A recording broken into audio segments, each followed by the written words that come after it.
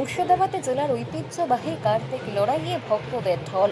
মুর্শিদাবাদে জেলার বেলডাঙ্গায় কার্তিক সংক্রান্তির পরদিন অনুষ্ঠিত হল ঐতিহ্যশালী কার্তিক লড়াই।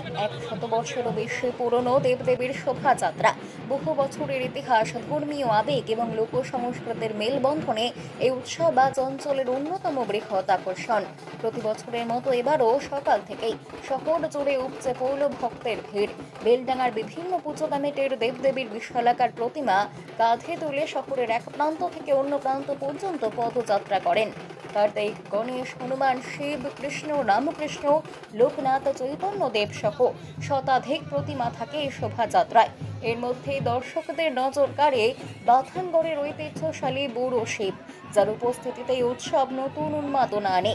শোভাযাত্রাকে লড়াই বলা হয় মূলত কার্তিক এবং শিবের প্রতিমা পাশাপাশি কাঁধে নেবার সময় ভক্তদের উচ্ছ্বাস চরমে ওঠার কারণে ঢাক, ঢোল, করতাল, উল্লাস এবং বিশাল মূর্তির ভার সব মিলিয়ে এই দৃশ্যকে ঘিরে জমে ওঠে এক অনন্য পরিবেশ।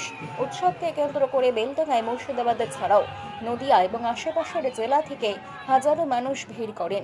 বিপুল জনসমাগম সামলাতে বেলডাঙ্গা থানার অন্তর্গত বহরমপুর পৌরসভার প্রশাসন কঠোর নিরাপত্তা ব্যবস্থা গ্রহণ করে।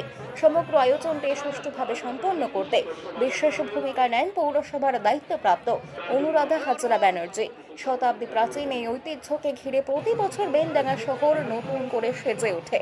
ধর্মীয় আচার, মানুষের আবেগ এবং কাঁধে কাঁধ মিলিয়ে প্রতিমা বহনের এই বিরল প্রথায় কার্তিক লড়াইকে আজও প্রাণবন্ত করে তুলেছে।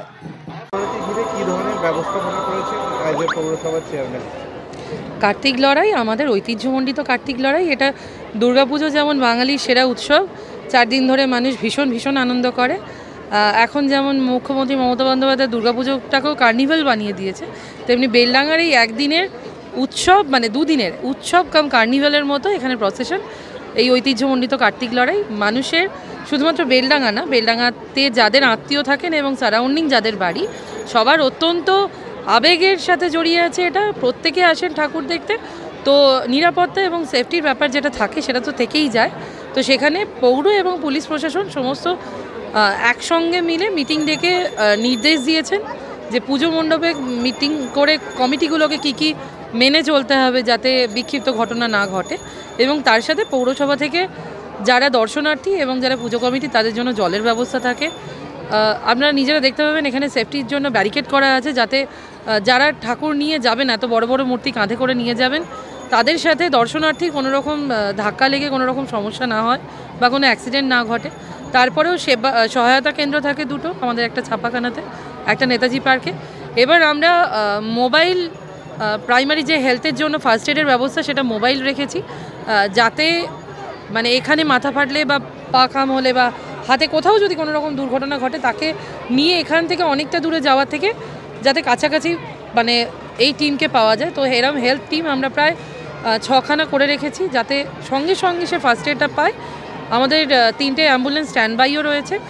তো এই সমস্ত কিছু মিলিয়ে জনগণের জন্য প্রশাসনিক দিক থেকে যেরকম সুবিধা দেওয়া উচিত এবং সমস্ত কিছু বিধিবদ্ধ সতর্কীকরণ সমস্ত কিছু মেনটেন করা উচিত, সেটুকুনি হয়েছে। এবং তারপরেও প্রতিমা নিরঞ্জনের জন্য যেখানে লাস্টে ওরা ঠাকুরটা বিসর্জন করবে, সেখানেও আলোর ব্যবস্থা হয়েছে, কারণ এখানে কিছুটা সময় কারেন্ট দেওয়া যায় না বিসর্জনের সময়।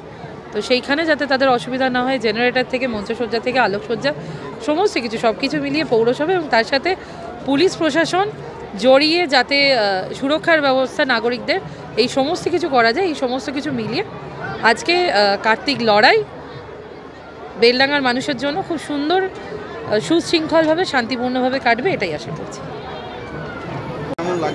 দেখুন, বাঙালির সব থেকে বড় উৎসব হচ্ছে দুর্গা উৎসব, আর আমি মনে করি বেলডাঙ্গার সব থেকে বড় উৎসব হচ্ছে কার্তিক লড়াই। এবং সেটাকে সামনে রেখে আমরা সবাই, চেয়ারপারসন বলুন, কাউন্সিলর বলুন, যারা টাউন, সবাই আমরা আজকে রাস্তায় আছি, আমিও আছি।